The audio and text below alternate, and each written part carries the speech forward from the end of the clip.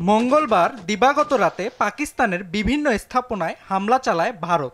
এরপরই শুরু হয় দক্ষিণ এশিয়ার দুই চিরপ্রতিদ্বন্দ্বীর পাল্টাপাল্টি হামলা। সংঘাত বন্ধে বিশ্ব নেতারা বারবার আহ্বান জানালেও কর্ণপাত করেনি কেউ।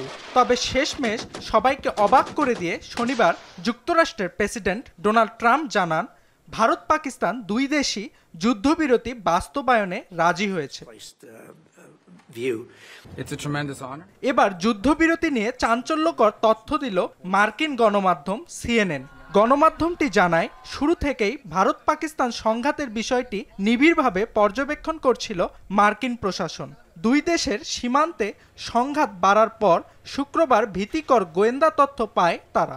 বিস্তারিত জানা না গেলেও এটি দুই দেশের সংঘাতপূর্ণ পরিস্থিতিকে আরও বাড়াতে পারে বলে ইঙ্গিত দেয় হোয়াইট হাউস। ভীতিকর তথ্য সম্পর্কে ট্রাম্পকে অবহিত করেন মার্কিন ভাইস প্রেসিডেন্ট জেডি ভান্স।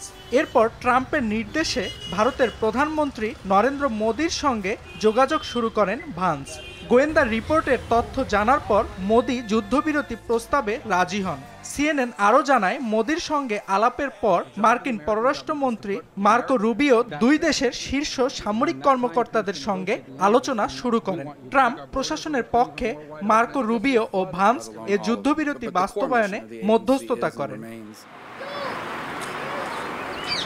তবে ভারত পাকিস্তান দুই দেশ যুদ্ধবিরতি চুক্তিতে রাজি হলেও এখনও একে অপরের বিরুদ্ধে পাল্টাপাল্টি হামলার অভিযোগ করে আসছে। অর্ণব প্রসাদ, RTV।